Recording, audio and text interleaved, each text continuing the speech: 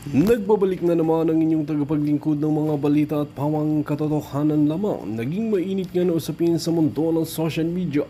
Talaga naman na kinasuhan na nga ang kasabwat ni Kuting ng Norte sa ombudsman. Dahil nga sa limang ito ay talagang hindi na makakawala itong si Kuting ng Norte na ito. Dahil talagang pipigain at iimbestigahan kung sino nga ba talaga ang tunay na mastermind. Ngunit dito nga natin mapapansin na talagang biglang nagulat ang limang ito nang itakwil nga ni Kuting ng Norte ang lima na ito dahil nga ayaw niyang madamay. Ngunit dito nga natin mapapansin na talagang sa kakanta at susuko na rin ang iba pang mga kasamahan ng mga nahuling lima na ito dahil mismong ombudsman na ang kumilos at hindi na mababayaran pa ni Kuting ng Norte. Well mga kaibigan, kung kayo ang tatanungin ano ang inyong mga opinyon, just comment below sa ating comment section at ating pag-uusapan sa susunod na video. Panoorin natin ang buong detalye at kung bago ka lamang sa aking channel, huwag kalimutan i-click ang subscribe button at notification bell para lagi kang updated sa ating mga bagong video. At para sa sulit viewers natin dyan, maraming salamat sa walang sawang pagsuporta. Ayon kay Day Sara, hindi susunod yung mga ano na yon, yung mga limang hudas na yon kung walang approval ng bangag. Okay? Sabi nga Ninda, yung tinatawag natin na rendition o yung pagkidnap o pagkuha sa isang citizen sa loob ng bayan niya at dalhin siya sa isang foreign jurisdiction para ipakulong siya o ipakulong doon. Sabi ni Inday, hindi mangyayari yan kung walang approval ng presidente.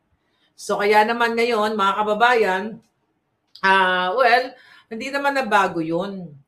Hindi naman nabago yon mga palangga dahil lahat ng mga in-expose natin dito sa inyo, lahat ng ibinigay sa atin ng mga juting jahas ay talagang nangyari. 'Di ba? Magsimula sa kidnapping, panggigipit sa atin lahat. So nangyari lahat yon, inisa-isa na tayo kasi nga gusto tayong gurgurin. So ngayon, dahil sa pinakidnap nila ang Pangulong Duterte, nakita nyo naman kung paano magsinungaling doon sa Senate hearing, etong mga kampon ng mga bangag kung saan sila ang utak ng pandurukot kay Pangulong Duterte. Kaya ngayon ay inutusan sila ng ombudsman, yung limang hudas, para mag-submit ng kanilang sagot dito sa kriminal na gawain. At nakakasuhan sila ng criminal at administrative ayon nga sa ombudsman.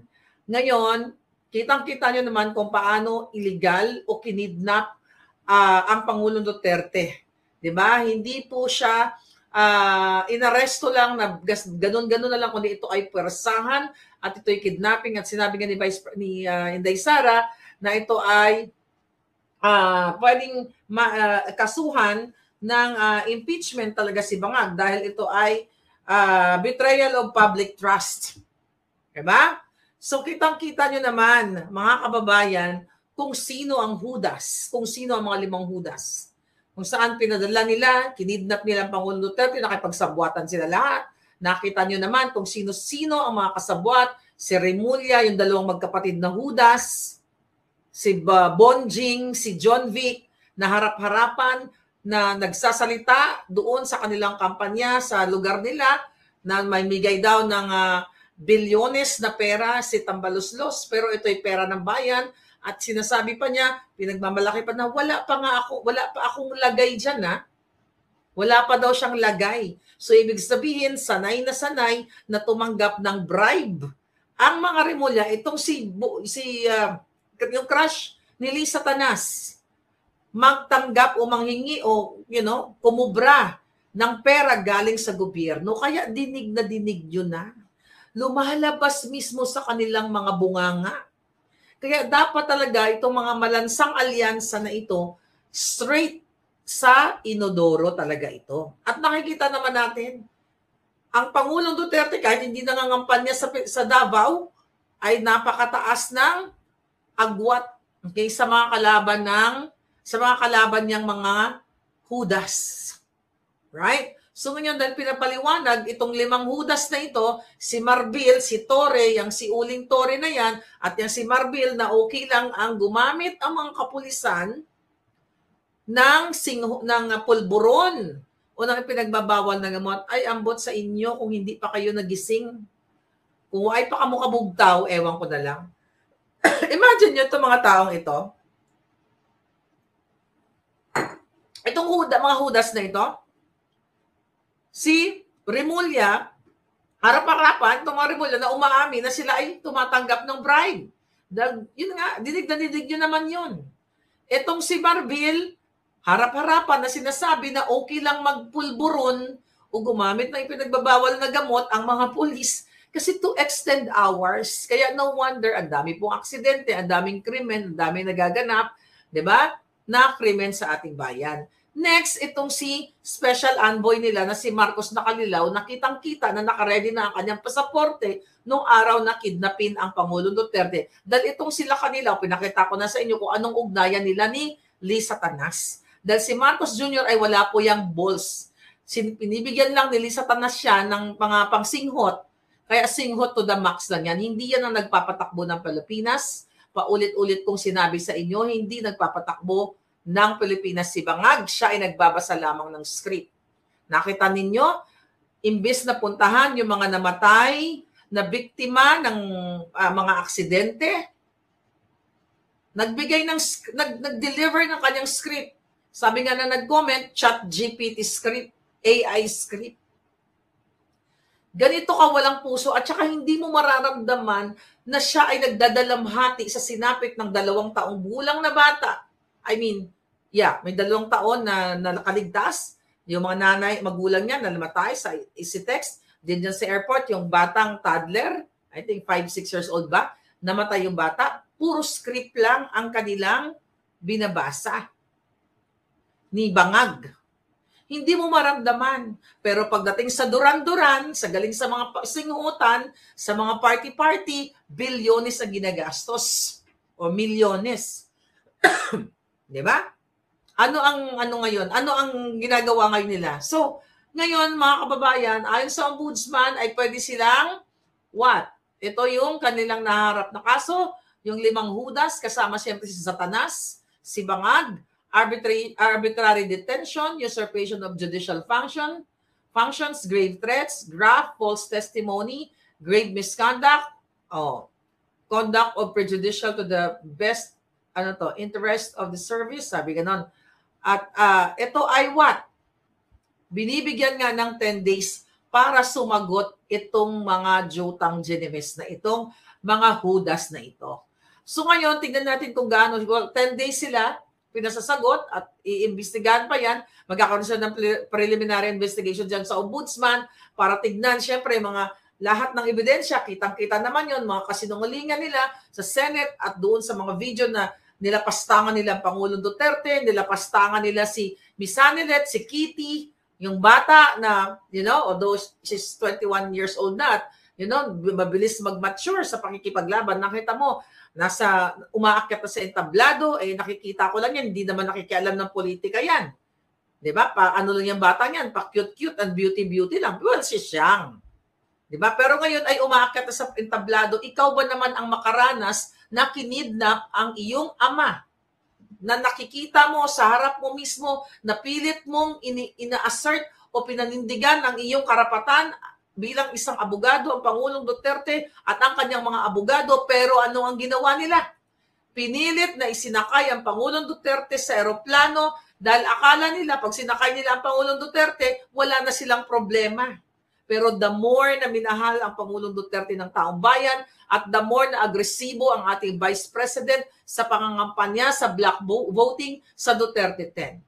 So ngayon, after that preliminary investigation, mga palangga, wala pa. Pag nag-submit sila ng kanilang mga counter explanation, after binibigyan sila ng 10 days, mga kababayan, ay pwede na silang what? Okay? Pwede na silang suspendehin. Kung ito ay may basihan. Katulad ginawa kay Wakwak. Diba? Right there and then, pwede magkaroon ng preventive suspension. Dahil kitang-kita naman mga kababayan at pag na for sure kapag naisubitin na nila yung mga kasinungalingan nilang ebidensya at mailatag din, mailatag din ng pamilyang Duterte yung mga ebidensya. Well, actually, hindi mo na kailangang ilatag. Kitang-kita na kung paano nila kinidnap ang Pangulong Duterte. Kaya nga sabi ni Vice President Inday Sara na hindi mangyayari ang kidnapping na yon kung hindi inaprobahan ng bangag. Pero ang nag-approve talaga dyan, si Satanas. Si Lee Satanas dahil yan ay may history na ng kidnapping sa Turkey, yung 2 minor de edad na bata. Diba? So ngayon, katakot-takot at patong-patong na kaso ang kaharapin ng mga ito. Pero ang punto de vista dito, mga kababayan, I hope yung ating mga magigiting dyan sa ombudsman ay hindi magpabayad o magpasindak dito sa mga bangag na ito. Dahil patuloy tayong Patuloy tayong sinisindak ng mga yawa na ito. Right? Sinisindak ang mga vloggers, halos po lahat kami, for your information. Sa aming group chat, pinadalhan yung ibang mga vloggers, I don't know, sila na bahala magsabi kung bigay ng statement sa kanilang mga Facebook page. I think, si Manong J, may mga post. Si Roberto Tiglao, ayan, tignan mo, si Bobby Tiglao. So lahat kami pinapadalhan ng mga subpoena at warrant of arrest. Ako hindi lang po warrant of arrest ang ipinadala. Pinadala nila dyan sa peking address nila sa Pilipinas, fabricated address nila, pero may assassins pang pinadala sa akin dahil gusto akong gurgurin. Katulad ng sinabi ni Inday Sara, di ba, na gusto rin siyang gurgurin, hindi siya titigilan kung hindi siya nakukulong o hindi siya nagugurgur. Recently, sinabi ni Inday Sara yan. Ngayon, mga kababayan, punong-puno, yes, Odette, punong-puno ang mga tao sa Philippine Arena. Kaya nga, nakita ko nga mga palangga. So ngayon, paulit-ulit na sinasabi ni Inday Sara na kapag ang ulo, 'di ba? Ang ulo, sino yung ulo? Dali. Okay? Kapag ang ulo si bangag ay addictus, sunod-sunod na lahat 'yan. Sunod-sunod na lahat ang mga pangyayari. So recently, itong mga hunghang dyan sa Huwad Committee na yan, di ba? Kino-question yung like yung Adjong, yung Ortega, kino-question daw yung pagsasalita ni Vice President sa kanilang mga campaign sortie. Bakit daw hindi pag-usapan ni Inday ang China? Natawa nga si Inday Sara. Bakit naman niya pag-uusapan ng China? Nangangampanya siya kung di ba naman gunggong itong mga ito. Kung di ba naman wala sa ayos, wala sa utak, walang katinuan itong mga inayupak na to. Uutusan ba nila si Vice President Sara na na dapat daw ay tawag dito? Dapat daw ay pag-usapan yung China? Kaya nga sabi ni Inday, tinanong siya kung nagdodroga ba si Bangag. Sabi niya, mag-assume na lang tayo na totoo. Kasi nga ayaw magpa-pulburon test. At kapag ang ulo, lulong sa ipinagbabawal na gamot, dahil authenticated naman yan si Bangag, lahat ng kamay at paa, sabi nga ni Inday Sara, ay nagpupulburo na rin. Itang-kita nyo nga, di ba, pinapayagan na ang mga pulis, ano ang sabi ni Marbil uli? Na hindi lahat ng nagpupulburon ay nag-a-addict. Kung di kailangan lamang daw ng pagdagdag amats para magising ka habang ikaw ay nagjo-duty. Imagine nyo. Tapos nandiyan pa sila. May nag-message sa akin na nasa industriya. Okay? Hindi na natin siya papangalanan. Okay? Matagal na siya nagme-message sa akin. Sinend niya sa akin yung picture, yung video dyan sa Boljacan na kung saan hinold up yung Izakaya restaurant sa May Makati. Halos nga ayaw i-highlight yan. Although nabalita na ng media, that was Sunday, few days, 2 days ago, nagkaroon ng panunutok ng baril ng pang-hold up doon sa loob ng restaurant sa dalawang foreigner. Kinuha yung mga cellphone. Puntahan niyo po sa Boljakan channel natin.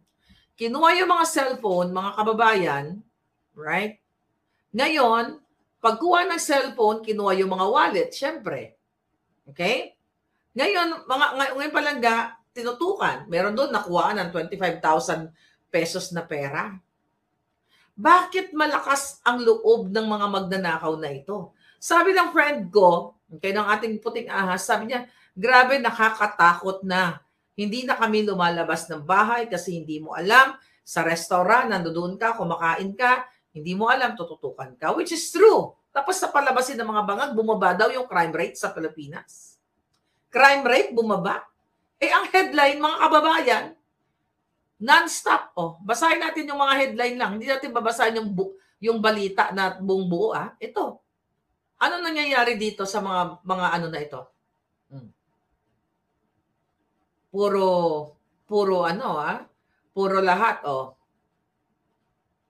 GRO, binaril ng kainuman sa ikinanta sa videoke. Mag-asawa, ginorgor ng anak. Ayan. Ano pa? Ano pa tong mga mga negosyante ni Ratrat sa tindahan, todas. Alright? May fine. Itong ano na to. Itong mga ano na to, itong mga pangyayari na ito. Right? Ito pa. Ang dami mga ginugurgor. Tricycle, okay, galing Lamay, sinalpok ng kotse, isa patay, 4 ang malubay. Hindi natin alam yung sumalpok na yon kung nakapulburon. Kasi sabi nga ni Marvel, hindi lahat ng nagpupulburon, hindi lahat ng sumisingot ay adik. Kundi kailangan lang ng pangdagdag oras. Lahat ng halos na mga balita ngayon ay puro nakakarimarim. Nakakarimarim ang mga balita, mga kababayan. Gusto nyo ba yung mga ganyang balita? Ito pa, 2 lalaki, ginorgor, ibinaon sa taniman ng tubo. Saan nangyari to? Anong balita to? Yan. Ano yung balita ng Filipino Star ngayon yan? May 6. Bahay ng Vice Gubernatorial Candidate, pinasabugan ng bang bang bang. Nakita nyo yan? Lahat na lang, ganun ang mga pangyayari. Imagine ninyo, ganyan ang inyong klaseng ginagalawan. Driver na wala ng kontrol, pisak sa sariling tricycle. Hindi natin alam kung bakit siya nawala ng kontrol. Driver ng truck, pasahero, lasog-lasog sa van. Fire truck, bumangga sa 2 motor, 4 ang sugatan. Oh my God! Ito po yung ano ninyo ngayon. Ito yung nangyayari, itong nangyayari ngayon sa inyong bayan. Ano pa ba itong mga ano na to? Pahanapin ko lang yung mga karumal-dumal na mga balita.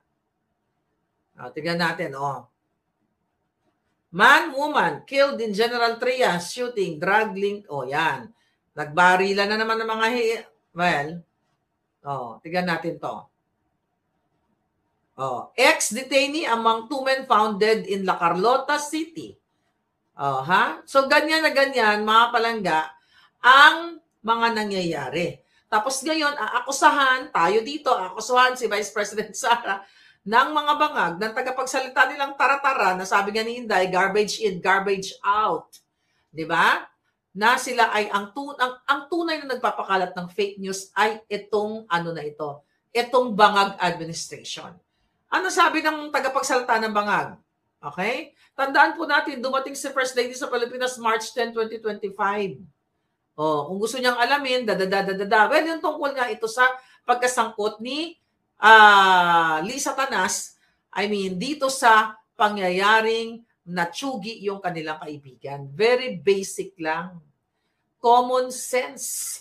Kung kaibigan mo, ulit-ulitin natin na nagurgor, ni wala kang pakikiramay, ni wala kang statement patungkol sa iyong kaibigan. Bakit wala kang statement? Kasi may iniiwasan ka. Ayaw mo ipaalam sa buong mundo. mga palangga, ayaw nila ipagbalan sa buong Pilipinas na meron silang kasama na namatay and allegedly suspected pulboronic o namatay sa pulburon. Di ba? Yun ang sinasabi sa report. Now, mga kababayan, tama ang sabi ni Spokes Harry Roque. Dapat magpaliwanag si Lisa Tanas. Bakit siya kasama doon sa mga gumagamit ng pulburon? Ang sabi ko nga sa inyo, saan kaya galing ang pulburon? Pero alam niyo, hindi na. Spokes, mali ka dun, Spokes. Ang gumi-gumi ka na naman dyan. Bakit mali si Spokes dito? Nakalimutan ni Spokes Harry na si Cathy Binag mismo ay isang whistleblower, eyewitness, na sinasabi niya na inabutan siya ni Lisa Tanas ng pulburon. 'Di ba? Sinabi mismo ni Cathy yan na siya ay inabutan ng pulburon ni Lisa Tanas. Ngayon sasabihin nila, ano what? Galit na galit sila sa atin. Ang mga vloggers tinatakot nila, gusto po kaming patahimikin, kaya huwag kayong matakot. Lahat kami na mga vloggers na nagsasalita dito, kahit mga OFW, gusto tayong sindakin. Porque pinadalan po ako ng supina, huwag po kayo matakot dyan. Mag-email lang kayo dyan, pag may mga OFW na nakabakasyon kayo dyan, pinag-initan kayo, pero lang kayo ng supina, maaari namin kayong matulungan. Ayan lang ang email natin dyan, Maharlika Network at Proton Mail, mga palangga. So yan ang abangan, mag-email lang kayo kung anong maitutulong natin. Huwag po kayong magpasindak. Hindi porket pinadala ka ng sapina ay makukulong na kayo. Lalabanan natin itong mga buhakan ng inang to. Katulad ng ginagawa dito kay Vice President Sara. Tapos ang sinasabi ng mga walang hiya, itong si Adyong, shame campaign daw yung ginagawa ni Inday. 'Di ba? At ang sinasabi dapat daw, anong sinasabi ng walang hiya? Basahin natin 'to. Ang sabi ng walang hiya, the Filipino deserves leaders who inspire by example, not those who intimidate with threats or vulgarity. Hindi ba kitang-kita nyo, mga kababayan, kung paano nila ini-intimidate ang mga vloggers dyan sa Kongreso? Paano nila ini-intimidate? Anong sinasabi mo, Adyong? Di ba? Anong sinasabi ng mga bataan ng bangag na ito, mga palangga? Inspire? Nakaka-inspire ba yung ginawa ng Bangag Administration ng pag-kidnap kay Pangulong Duterte? Nakaka-inspire ba ang ginagawa yung mga buwakan ng inang ninyo? Na panggigipit sa mga resource person? Yung pinakulong nyo si Colonel Grijaldo, andyan pa rin hanggang ngayon? Kinulong nyo mga hayop kayo dahil nanindigan sa tama? Ano pa sabi? The public square should be a platform for ideas, not a battleground for insults. Julul! Kayo ang nagpapakalat, kayo ang pasimuno ng kidnapping, pagnanakaw, ang gobyernong bangag, kayo ang nag-i-intimidate. Platform of ideas. Yes, we are doing it, pero ini-intimidate nyo kami, tinatakot nyo kaming mga hayop kayo, mga vloggers dyan sa Pilipinas. Kaya nga si Ka Eric nandito sa Amerika, si Doc Lorraine nasa Japan, dahil gusto nyong ikulong mga putang buhaka ng Genemis kayong mga inayupa kayo. Ngayon, papagbintangan nyo na kami nag-iinsulto. Ang ginawa nyo kay Percy Lapid, ang bangag na during the Bangag administration, namatay si Percy Lapid. Ang ginagawa nyong pagtatanim ng kaso sa amin, nag-fabricate ng paninindak nyo, mga hinayupa kayo, may araw din kayo, magbabayad kayo sa karma. Mga walang hiya kayo. Ano sabi nyo? This is not the leadership our people deserve. Kausapin mo yung sarili mo. Kayo dyan sa WAD committee. Strong leadership does not require bad language. Kasi kayo santo-santuhan. Kuno abi, santo-santuhan kayo, mga hinayupa kayo, tapos kami dito na minumura kayo, mga jutang Genemis kayo, kami yung masama. Pero kayo ang mga nagnanakaw, kayo ang nanggigipit. Saan nyo gusto, mga kababayan? Yung minumura natin sila ng malutong, ng jutang Genena? O isumpa natin sila? O gusto nyo yung kunyari nilang leadership? Ang kampon ng mga bangag na pinangakuan kayo 20 pesos per kilo na bigas. Nabukbukin dyan sa Bisaya, din pinatigil dahil election violation. Hindi ganyan. Sabi nga ni Inday Sara, by the way, Alam niya kung paano pababain yung bigas pero hindi niya ituturo kay bangag. Diba? Tapos ang sabi naman ng mga bangag, may segue ko lang, okay? True doon kay Clarissa Taratara, selfish daw si Inday kasi bakit daw hindi ituro yung ideas na ganun. Kung di ba naman mga tanga, ino-okray lang kayo nun. Imagine nyo kung gaano katanga to mga kababayan. Sabi ni Inday, alam niya kung paano pababain ng yung presyo ng bigas pero hindi niya sasabihin, di ba? Naka-smile pa nga. Tapos ang sabi ng Malacanang na mga syunga, selfish na bakit daw hindi sasabihin ni Inday, bobo pala kayo, nasa inyo yung budget, ba't hindi gamitin yung utak nyo? Bakit kayo aasa kay Inday? Di ba? Nasa inyo lahat ang pera, bakit hindi nyo pag-aralan kung paano nyo pababain ang presyo ng bigas? Paano ang pinagkakabalan nyo ang manggipit sa amin ng mga vloggers, ang mag-file ng mga kaso, ang magnakaw ng pera ng bayan, di ba? Pero hindi kayo mananalo sa lahat ng kapjotahan ninyo. Mga inayupa kayo. Yun ang sabi ni Adjong. Di ba? Yung leadership, ang deserve nyo daw, mga kababayan. I-deserve nyo daw yung good leadership. Anong gusto nyo leadership? Kabangagan? O Duterte leadership na nakita ninyo na noon takot ang mga kawatan sa airport pagpasok mo pa lang, walang tanimbala na, walang laglagbala, walang nagbubukas ng mga, may mga konti-konti rin malalakas ang loob magnakaw during that time, di ba? Pero mas marami ang takot. Ano gusto nyo? Mga walang hiya talaga itong mga hinayupak na ito, mga kababayan. Tapos ano sabi niya? Democracy thrives when we engage in respectful debate, not when we silence our shame not when we silence or shame one another. Really? Respectful debate? Yung pangingidnap ni Lisa Tanas, respectful ba yan? Ang pagnanakaw, ang paghahayop nyo dyan sa Kongreso, ulit-ulitin na lang natin ang panggigipit nyo sa mga resource person, ang pagkukontempt nyo na walang dahilan, yan ba ang respectful? Pang-jimon yan.